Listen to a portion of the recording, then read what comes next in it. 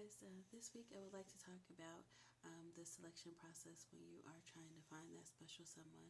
And one of the things that is really important to not overlook are the personality traits, not to just look only at the physical characteristics of the person, but just do your homework a little bit to find out about that person, how they conduct themselves in life. Are they honest, trustworthy, dependable?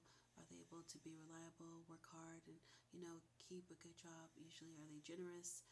Generous to your parents, siblings, community. Um, these things are important. How that person manages their stress and anger are also things that are very, very important. And when everyone stays at home, like they don't rush off to like live on their own.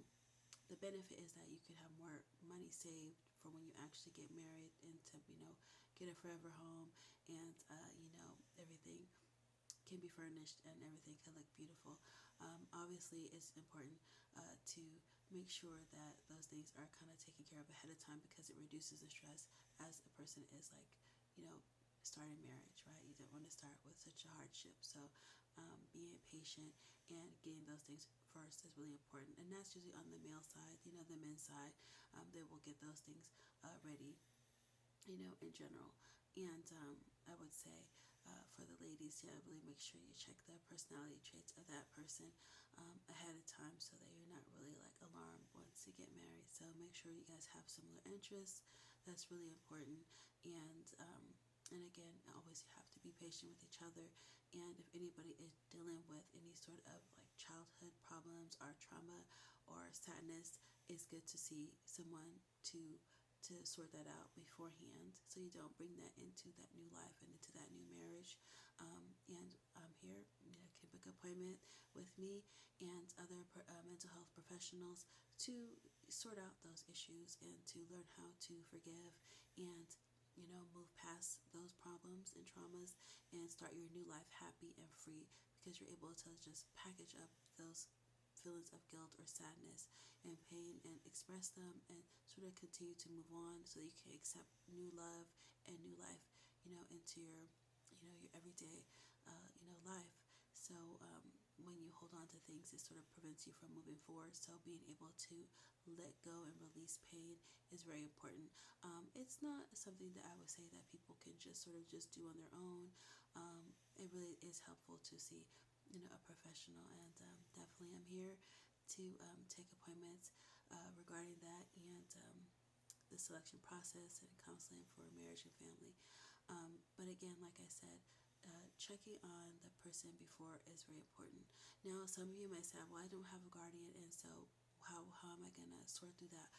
If you've got an uncle, he can sit if he's got time, sit and and meet and kind of hang out as that third person as you ask her questions and get to know each other. It's really important to ask those questions and even there are imams like local community leaders who will help. Some people will choose to meet in a public place too and still go through that process of asking the questions and seeing how they sort of mesh in general. But you shouldn't really skip that process because some people, where they compare different societies, marriage. A lot of places they don't actually marry strangers. They're marrying people in their family members, like cousins, and they are getting married to people that they are a friend. Their family is a friend of that individual, and so they're not actually really strangers, but they kind of sort of know each other, either in passing or in school and things like that. So I would say that don't really jump that stage. Really make sure that you have things in common and that person is not going to have any difficulty with accepting who you are and vice versa, right? But it's important to have boundaries, have character traits that you're looking for. Like I said, not just only looks, but the person's personality and things like that. And when you show up, everybody can dress their best, right? Like you go for a job interview or something, right? And just be patient and continue on the process. But definitely have those goals, have something in your mind that you're looking for is your sort of ideal mate, right? And work from there. And of course, obviously you'll have to write them down so you don't forget if you're nervous. And like I said, don't skip that process of checking on the person and making sure that they know how to handle that new marriage life. And usually the men, they will they understand some of those things. But again, like if anybody skips or needs help, we're all here to help, right? To make sure everyone starts their new life happy and healthy, right? So again, have goals set and do your research and look for good personality traits. And good luck with that. All right, guys. May it all be blessed. If you have any questions, want to book an appointment, I'm here for you.